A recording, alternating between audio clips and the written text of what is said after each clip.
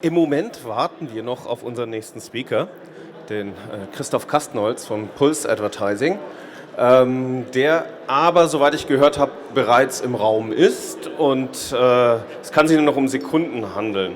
Und es dürfte auf alle Fälle ein sehr, sehr spannender Vortrag werden, denn er behandelt das Thema Influencer-Marketing und viele hier im Raum, die bloggen, die in den sozialen Medien aktiv sind, sind vielleicht ja schon Influencer geworden. Und da interessiert es uns alle natürlich, wie kann man das auch irgendwie, vielleicht auch mal zu Geld machen und in ein Business verwandeln. Und ich sehe ihn schon, unseren Speaker.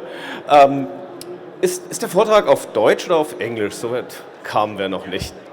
Also sehr gerne auf Englisch, so I switch to English now. So the next presentation will be in English again.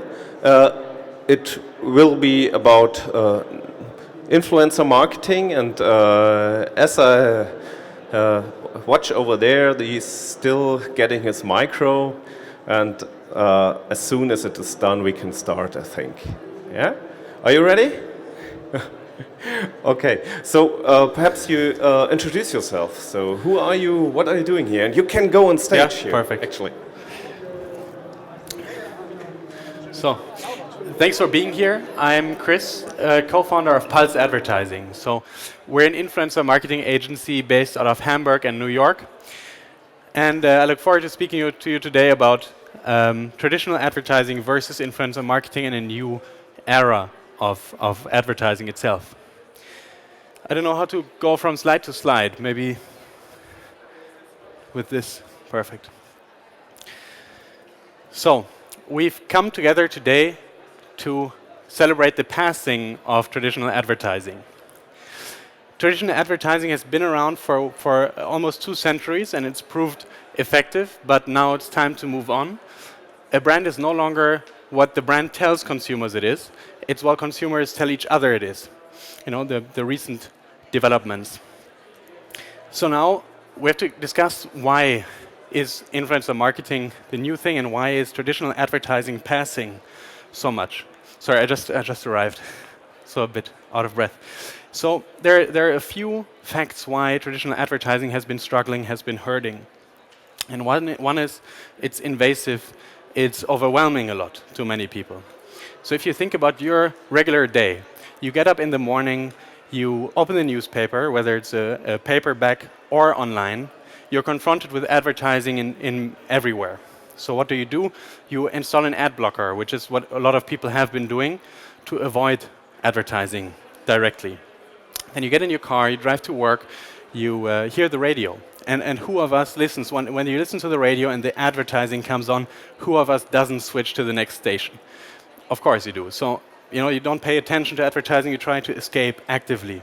Or you just get Spotify and you lose it altogether. So you avoid that. And then throughout the day, on your desktop, everywhere you go with billboards, you arrive home in the evening, you watch TV. What do we do in an advertising break on TV? You might get up, get a beer from the fridge, you switch to another channel, you focus your attention on something else. So any content that's shown in the advertising break again is not something you pay attention to closely. So people move on to Netflix and other forms of communication. So this is one of the struggles of traditional advertising, not reaching the consumer because they don't want to see it. And then another point is a product overload. The other day I went to the supermarket and I had to get some orange juice. And you stand in front of the big shelf with orange juice and you're overwhelmed. There's 7 different orange juices to go from and then 7 others with different flavors. Which one to go for? It's hard to reach a decision. You need guidance. And you don't know what to go for just from what the brand is showing you. There's so much diversity. So you're overloaded with choice, in effect, which a lot of people struggle with, which is something, you look for guidance. And then it's credibility. How credible is it if a brand tells us their product or service is the best? Do we believe them? It might be the best product, but even if it wasn't, would they tell us? No. So this is an example, the best coffee. You might have an opinion for the best coffee, but it's probably not because the brand told you this is the best coffee. It's because you think it yourself, because you know someone, you tried the coffee, someone else recommended it to you, you go there every day. That's sort of the reasoning process you go through. So overall, the question is, can we revive traditional advertising? And the clear answer is no. All these struggles that we've been talking about, being overwhelmed, being invasive with advertising, and avoiding it, and not trusting this, it's not a phase to go through. It's not a phase that will pass. It's an overall struggle that has been evolving over the past and has now sort of come to its peak, and now we need to find a solution to it. So there is no way to revive traditional advertising in the form that we've seen it before. So the question is, as we said, what do people need? And of course, we're talking about advertising. So what do people look for in choosing, in guiding their purchasing decision? They want orientation, and they look for orientation. What do they do? I mean, who do you trust? Who do you trust when you want to buy a jeans, or when you want to choose the university, you go to the job you apply for? You probably refer to your best friend, to some peers, your parents, whoever, but you have focus people that you trust. And that helps you along the process. So this is where influencer marketing comes in. All of these are influencers, of course. These are people who have an impression and have an effect on what you decide for. And this is not a new concept. Influencer marketing is not new itself. We've had idols for decades. Yeah, we all recognize these people: Audrey Hepburn, Sean Connery, James Dean. These are all people that inspire us and that have inspired us before. They inspire us to be cool, to be beautiful in different ways, in different people, of course. However, these are people that inspire us, but that we don't dare to aspire to be like. So we put them on a mental pedestal. The people are, in a distance from ourselves. So reaching them, being them, is tough. We don't know them. We know them in the prettiest points in their life, at evening galas, on beautiful pictures, beautiful stories, but we don't connect with them like we would with our best friend. So the connection is lacking, and this is, the thing that we need to discuss. How can we use influencer marketing to connect on a deeper level and more effectively today? So this is where technology and social media come in.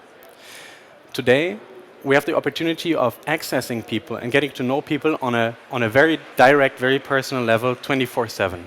We see someone getting up in the morning on Snapchat with frizzy hair, not in the perfect way. We see them, talking on their YouTube, maybe telling us, about a bad breakup, about any struggle they might have. They tell us on their blog, they give us insight into their personal lives. And this is what people choose to do, choose to follow. They develop relationships. Over time, of course, you find someone who you relate to most, who's in your subject, in your area, in any interest group. And you choose the person you like, and then over time, you develop a very personal connection. And this is very interesting when you speak to influencers and see the reactions they get from their followers.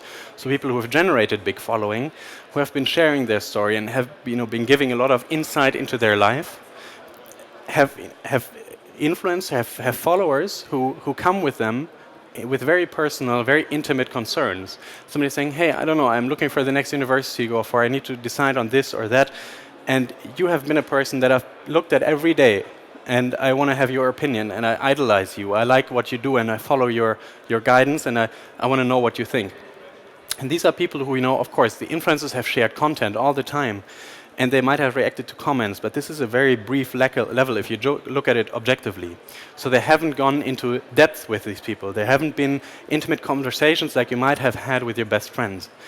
And this, of course, gives you the opportunity of generating huge reach over all of these people. And this access, then, this is quite an abstract term of talking about. Of course, we do have access to these people, but who are these people and how relevant are they really? Is it just some young girls, young guys that we follow, but how relevant are they? Let's become a bit more specific. This is Zoella. All of us probably know her in social media. She has 10 million subscribers on YouTube. 10 million people, just thinking in the kind of reach, if you compare that to any other form. 7.5 million followers on Instagram and 4 million followers on Twitter. And this is a 25-year-old girl doing that. She's, there's no budget behind it. No one is placing her somewhere for people to follow her, to reach her, to buy her Medium or something. It's for free, and people actively choose to follow her. So it's a very, very, very clear decision process of people saying, I want to follow her. I'll click follow, and I'll interact with her content. I'll talk to her. I'll write comments. I'll like, and I follow her actively. And the reach of her and all these influencers is incredible, and hasn't been there before. in other forms of media in such a phenomenon, such a huge area. And I think it's important to put this again into perspective to see how relevant really is she. What does it mean to have 10 million followers? What else? What does New York Times have on followers and or readers? So this is a perspective on contrast. So this is all leading media. Zoella is one of the biggest YouTube stars in the world. There's few people of her size. And we listed here 10 million YouTube followers.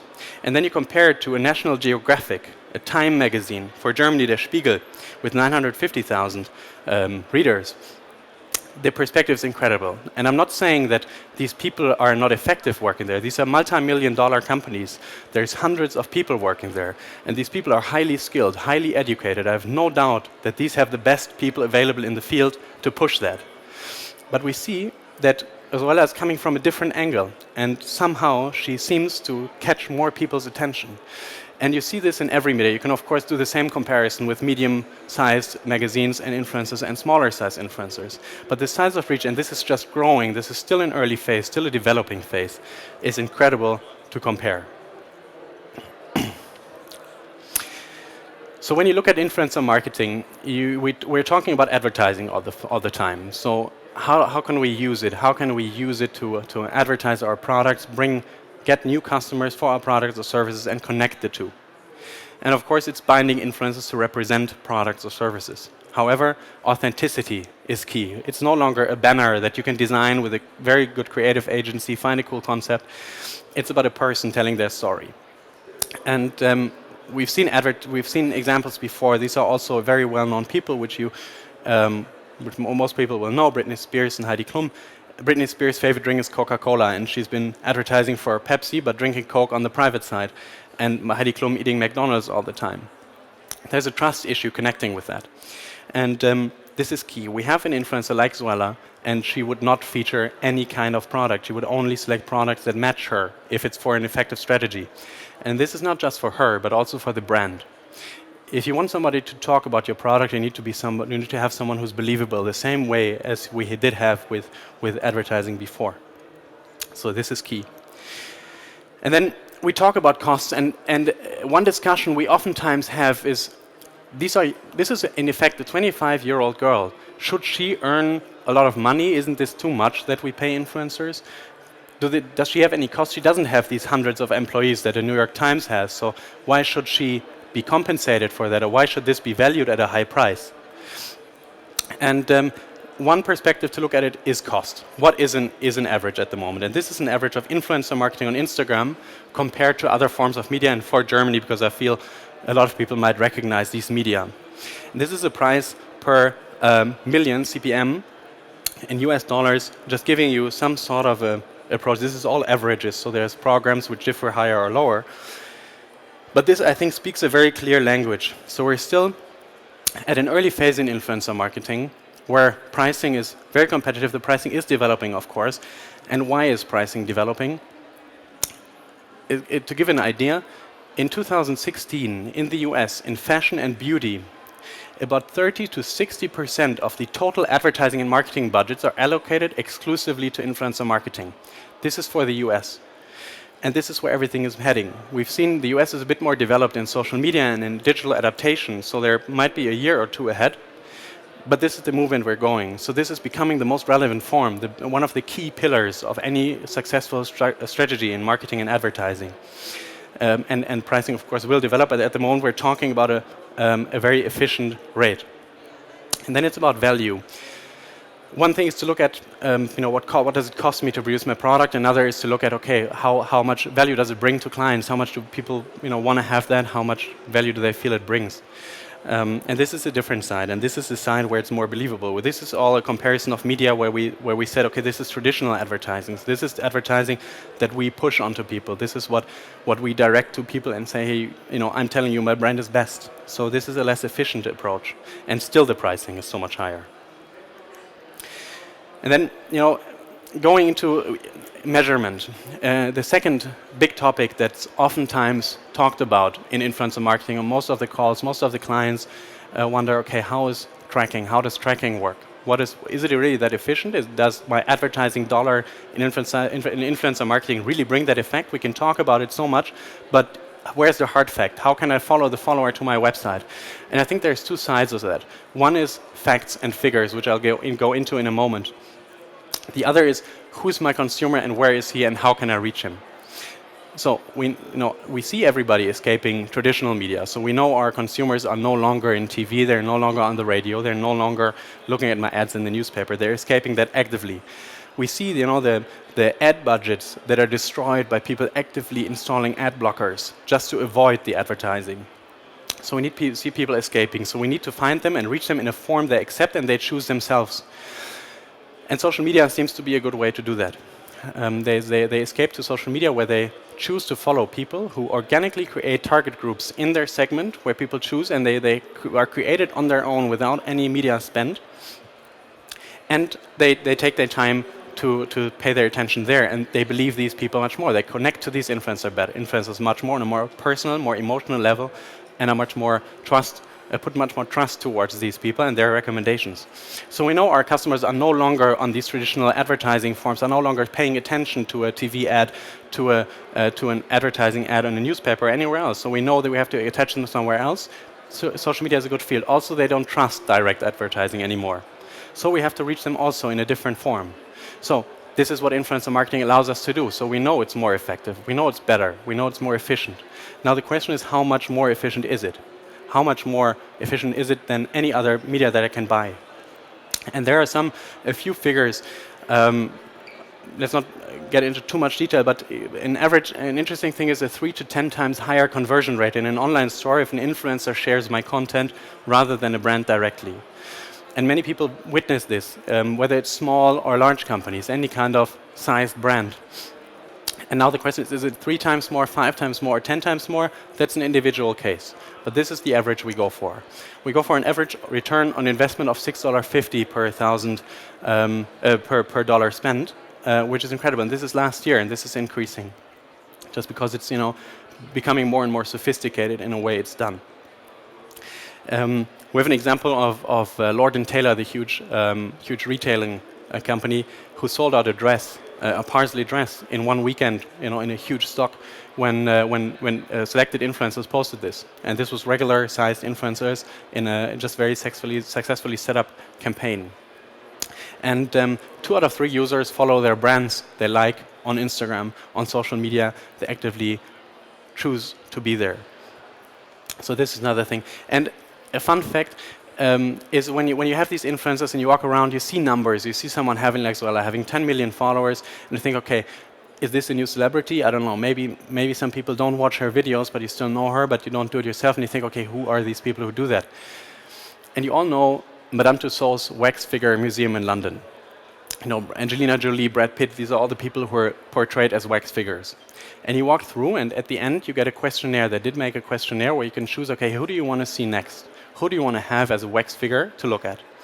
And out of the last year's results, the result was that people chose Zoella and her boyfriend over any other celebrity. She was the most prioritized, most liked person that everybody wanted to see. And this is, competing with the Ryan Gosling, with any kind of actor that you would traditionally say, this is the coolest person. I want to see them, I want to take a photo with them.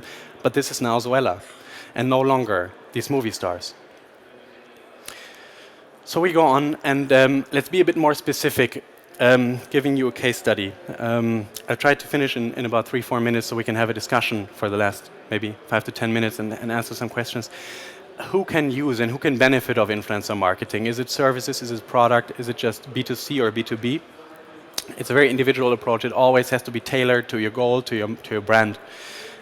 But to give an impression, how does it work? There's a lot of startups we recognize, like Daniel Wellington, probably the watch brand that's been growing with this a lot.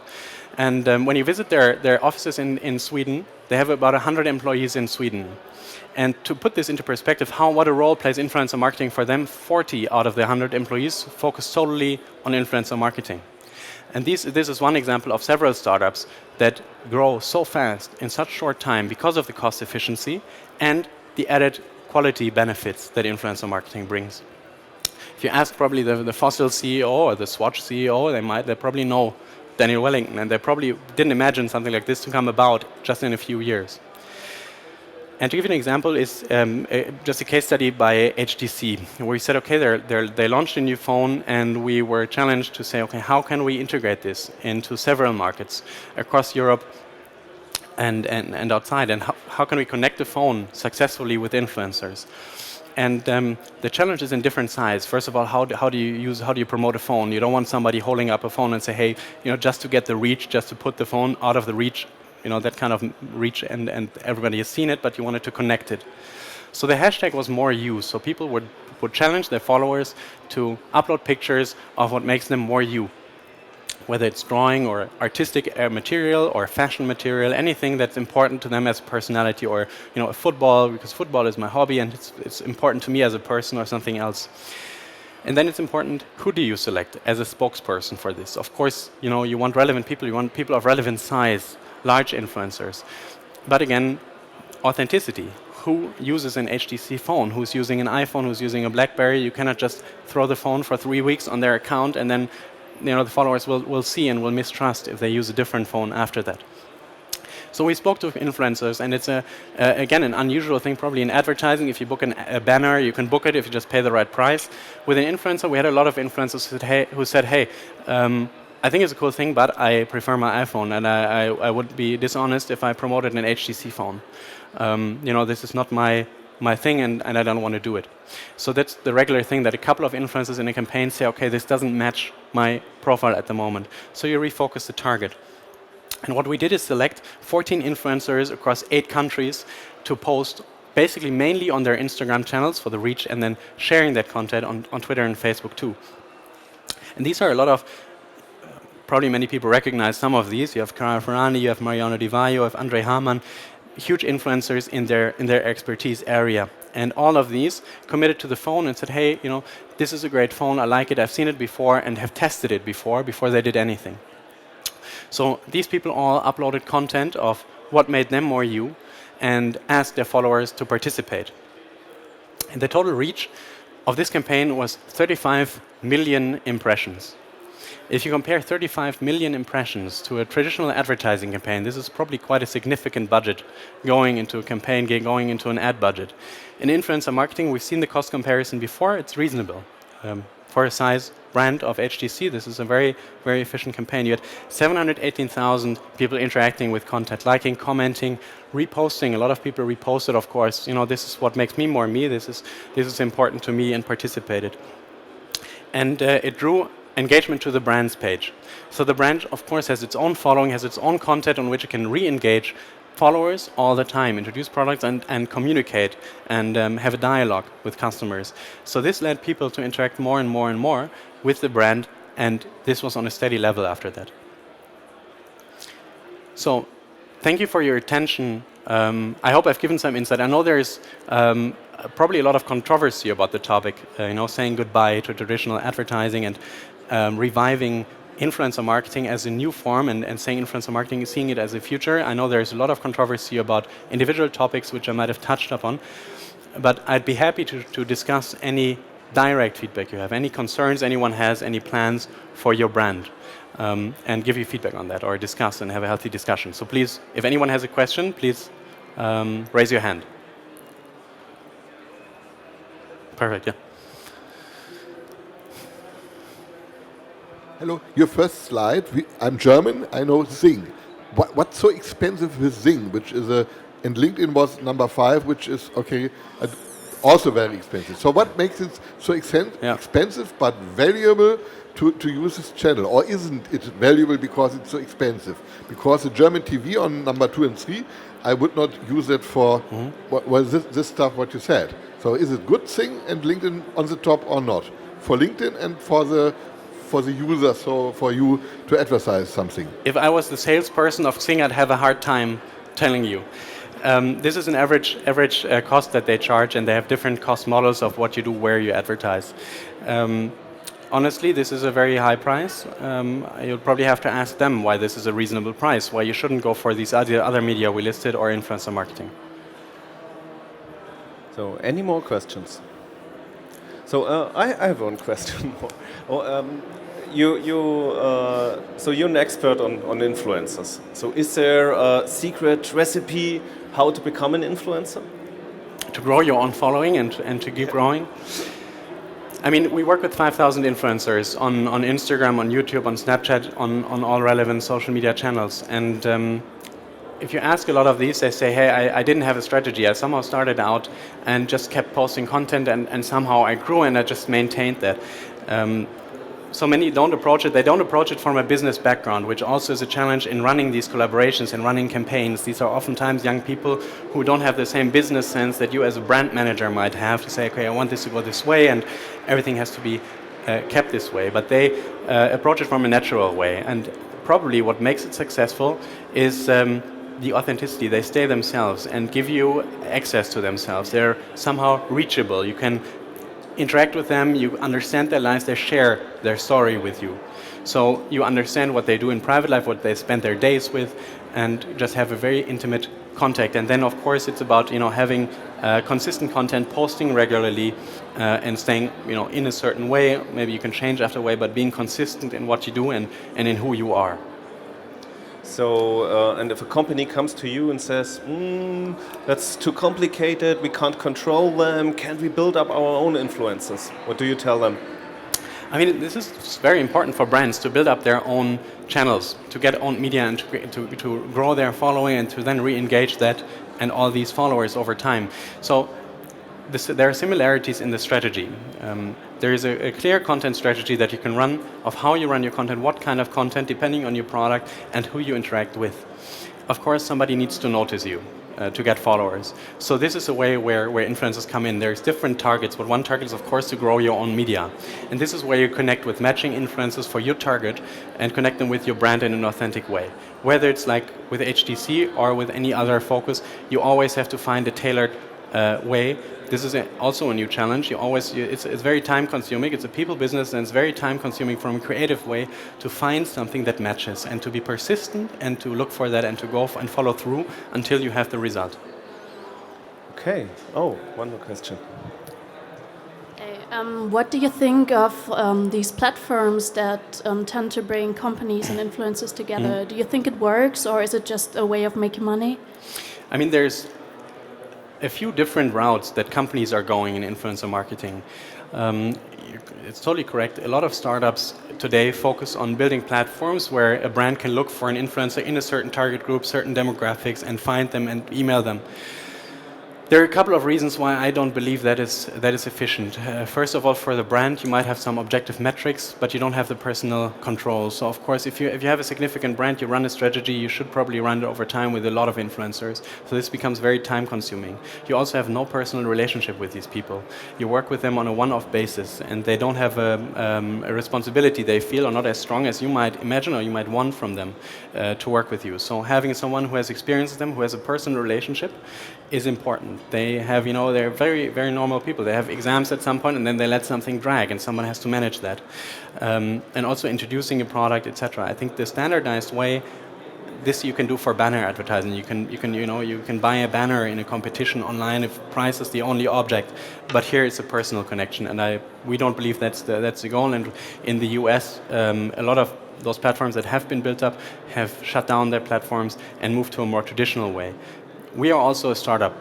It's a young company. I've had a small, very small fashion label before. After university, I founded that, and I saw how, for me, for us at least, newspapers being placed in magazines didn't have the results we were hoping for, and we didn't have money to push any big advertising campaigns, so we resorted to influencers, and this is where I learned the effects and how Pulse advertising came about.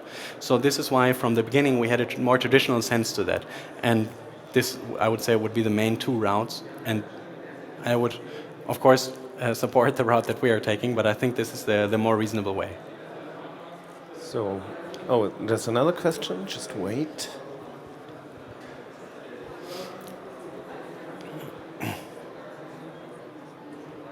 I have a question on average numbers. You said that a question on average numbers. You said that the personal connection to the influencer is very important. So, how long on average are the brands and the influencers with you working together? You mean how long the influencer is connected to the brand in a campaign or overall? overall? Okay. I mean, oftentimes the campaigns are set up so that you have influencers, so a broader range of influencers you start working with. This should never be just a one-off post. But this is similar to any other form of communication. If you just tell someone the brand once, they probably forget, or they're just maybe in the wrong moment to find your brand. So repetition is crucial, the same in any way of life. You usually start out and have influencers interact with you over a couple of weeks, a couple of months, maybe 1 or 2 months, and then you see who is most effective, who feels most natural with the brand, who grows together. You develop a personal connection. It's a very transparent process that you get to know these people, and then you aim to have these people in a longer time frame as long-standing ambassadors for your own brand. And this, of course, increases the show of authenticity to brands. It's still a young process overall. So this is developing a lot, and in Germany as well, we see brands interacting and having these spokespeople over a longer time and just building that up. And so it's an early phase to say, but it makes more sense to keep that over a longer time. So, just one moment.